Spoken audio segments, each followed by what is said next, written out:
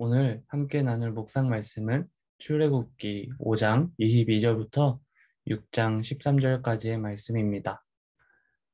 오늘 본문에는 하나님으로부터 출애굽을 명령받아 바로에게 간 모세에게 이스라엘 백성들을 향한 바로의 가혹한 일들에 대해서 모세가 하나님에게 이게 어떻게 된 것입니까?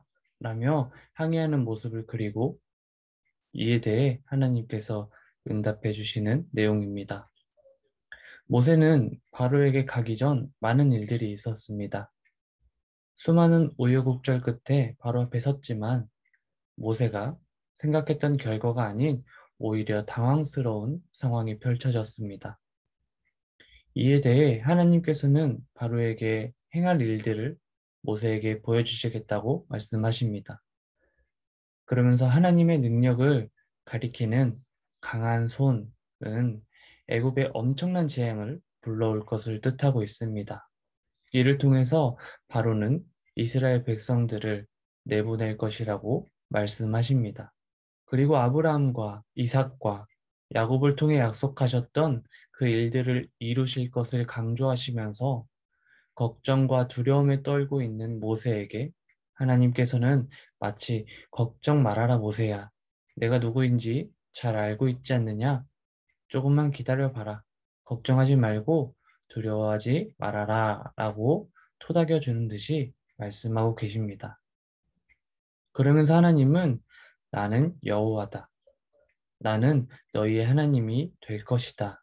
라는 말씀을 계속해서 하시면서 애굽 땅에서 이스라엘 백성을 건져내실 것을 약속합니다. 하지만 이스라엘 백성들은 애굽 왕 바로의 더욱 힘들고 강하게 옥죄어 오는 상황에서 하나님의 말씀은 들리지 않았습니다. 이런 상황 속에서 하나님께서는 모세에게 다시 한번 바로를 찾아가라고 명령합니다.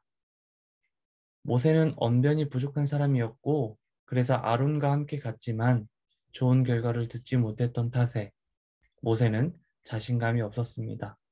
뿐만 아니라 이스라엘 백성들도 모세를 지지하지 않고 있기 때문에 모세는 바로를 다시 한번 찾아가는 게 두려웠습니다. 하지만 하나님께서는 모세에게 다시 한번 명령하십니다. 자신은 아무런 힘도 없고 능력도 없고 이스라엘 백성들을 이끌고 갈 만한 사람이 아니라고 하나님께 항변하였지만 하나님께서는 모세에게 하나님의 능력을 경험시켜주고 하나님께서 하실 것임을 믿게 하심으로 모세를 통해 하나님의 계획을 이끌어갈 것을 말씀하십니다. 하지만 모세는 일이 잘 안 풀리는 것 같자 하나님을 의지하고 하나님의 능력을 바라보는 믿음보다는 현실적인 문제 앞에 직면하여서 낙담하고 걱정하는 모습입니다.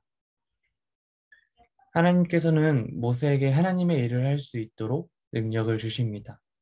하지만 그 일들 가운데 내 생각처럼 되지 않고 내 예상과는 다르게 진행될 수 있습니다. 그런 상황에서 우리는 낙담하고 걱정하며 주저앉는 것이 아니라 하나님께서 함께 하시고 나에게 하나님의 능력을 주신 것을 믿음으로 바라보며 다시 한번 일어나 하나님의 계획 가운데 살아가기를 소망합니다.